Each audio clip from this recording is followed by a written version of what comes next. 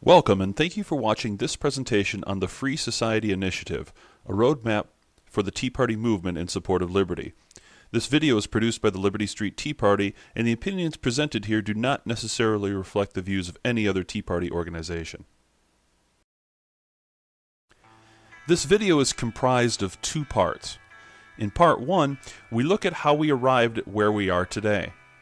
This is important because we need to know history so that we avoid repeating the mistakes of the past 100 years or so as we start to move forward.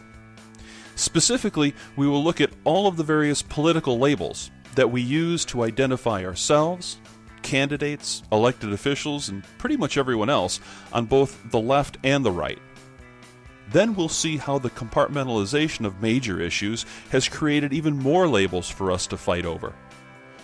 Last, we'll take a look at examples of the mixed messages that we've received from our political leaders and why the approach of simply relying on elected politicians has led us to where we are today. To get started, let's begin with a question. If you had to describe yourself, which of these labels would you choose to apply to yourself? Because if you actively followed the last election cycle, you probably saw or heard these terms, these labels, being applied to various individuals or groups. And these are just some of the labels most often used on the political right to tag people and groups in an effort to either qualify or maybe disqualify them from consideration. But when you look closely, can you explain the difference between a Tea Party conservative, from a Reagan Republican, from a fiscal conservative? Then over on the political left, there are even more labels that are used, such as liberal, progressive, fascist, communist, statist, Marxist, Leninist. The question here is, where do all these labels come from? Well, one major factor is in the perspective that we use to analyze major issues. You see, over many decades we have fallen into the habit of trying to compartmentalize major issues into two primary buckets, social and fiscal, with social issues categorized by most people as issues of morality and ethics. These issues include abortion, gun rights, immigration, gay rights, religious liberty, among others. Fiscal issues, on the other hand, are classified as being related to taxation, debt, deficit, spending, and so on.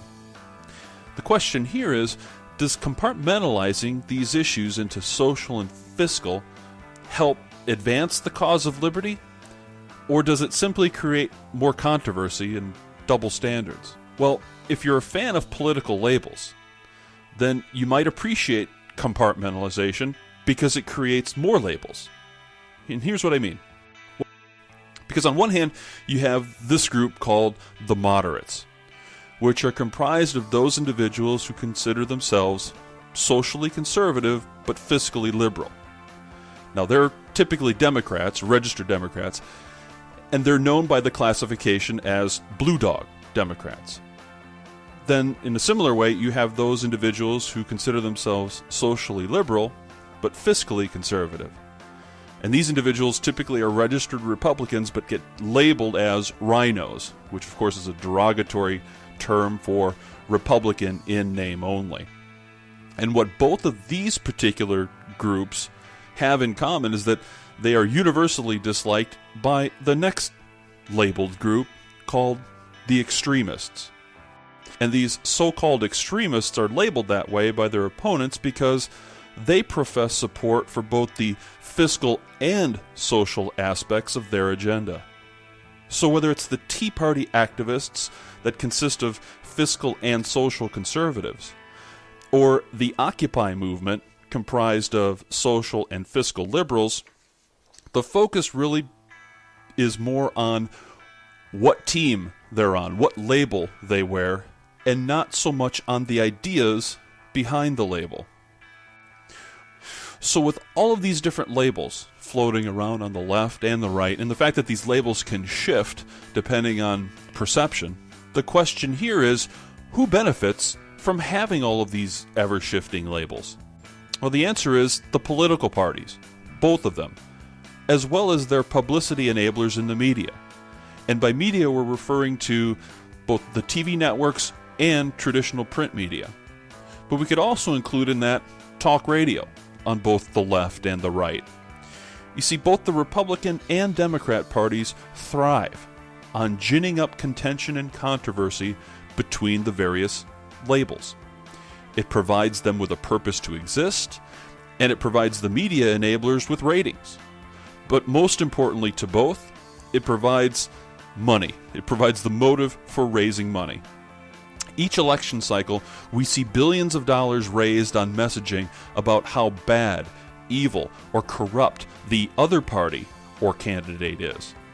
We see thousands of hours of cable news and talk radio programming with pundits arguing about who is a quote-unquote true conservative, who is a rhino, or whether the opposition is a socialist or a Marxist or whatever label is up for discussion. You see, both parties have figured out that people tend to get caught up more in wanting to be associated with the winning team and or the likability of a particular candidate rather than promoting ideas that reaffirm liberty. But please just don't take my word for it. The nature of political parties was presciently predicted by our first president, George Washington, when he said, "However political parties may now and then answer popular ends, they are likely in the course of time and things to become potent engines by which cunning, ambitious, and unprincipled men will be enabled to subvert the power of the people and to usurp for themselves the reins of government, destroying afterwards the very engines which have lifted them to unjust dominion." Now, has this come to pass? Yes, we really need to look no further than the recent fiscal cliff debacle as the latest in a long line of evidence that George Washington was right. For decades, both parties have engaged in a game where there is first an artificial debate, usually on the margins of an issue, then ginned up animosity between the two teams, and then followed by this grand bargain or grand compromise, which always is detrimental to liberty. Why has this game been allowed to continue? Well, one reason is that there has been misplaced trust in political leaders who profess their support for liberty and or free markets, but then compromise those principles. And the prevailing theory is that it has been Democrat presidents like Lyndon Johnson, Jimmy Carter, Bill Clinton, and most recently Barack Obama who have moved this country in a direction of larger, more intrusive government. But what about recent Republican presidents? Have they been helpful in moving the country in a different direction towards a truly free society? Let's take a closer look at some of the Republican standard bearers. Tea Party patriots today have rightly protested the government's intervention into health care. But looking back, Republican President Richard Nixon actually foreshadowed Nancy Pelosi when he said in 1974, "Comprehensive health insurance is an idea whose time has come in America. Now, for the first time, we have not just the need, but the will to get this job done. There is widespread support in the Congress and in the nation for some form of comprehensive health insurance." Economists for decades have spoken out about both the immoral and certainly the unsustainable nature of the Social Security program. In fact, in the 2012 election cycle, we heard it referred to, rightly so, as a Ponzi scheme. But President Reagan promoted the premise of the government safety net when he stated it's not unreasonable for people who paid into a system for decades to expect to get their money's worth. That's not an entitlement, that's honoring a deal. We as a society must also make an ironclad commitment to providing a safety net for those who can't make one for themselves.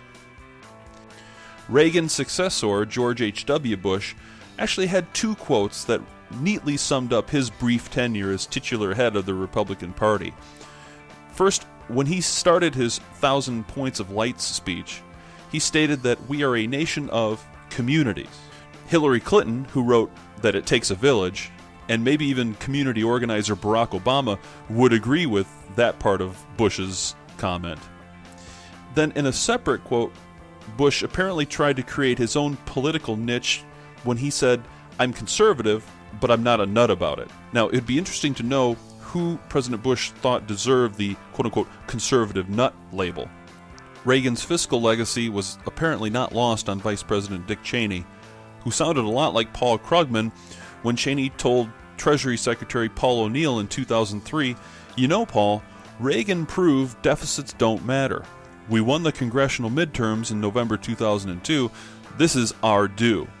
Now, this statement defies all economic sense. How many of the Tea Party patriots today would agree that deficits don't matter? Then in 2008, as the government-manufactured financial crisis was happening all around him, President George W. Bush really summed it all up when he disgracefully stated, "I've abandoned free market principles to save the free market system."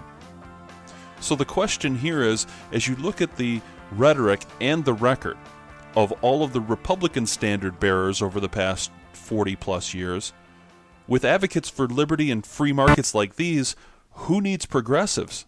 Then beatdown Republicans suffered in November of 2012, many in the GOP truly think that the solution rests on continuing to enslave future generations to even more debt, without representation, by the way, and or dependency on government handouts or bailouts. The only other solution the Republicans are pursuing is to copy the Democrats' approach of pandering to voters based solely on their ethnicity. And this initiative is led by yet another member of the Bush family. So as George Washington predicted, the GOP, just like the Democrats, are led by cunning, ambitious, and unprincipled people who are subverting the power of those people, usurping for themselves the reins of government, and literally destroying the engines which have lifted them up. In other words, even when the GOP wins, we, the people, lose more liberty. This can no longer stand. It is time for a different path. A path that leads us to a truly free society. In part 2 of this video, we'll examine what a free society is and the necessary steps to lead us in that direction.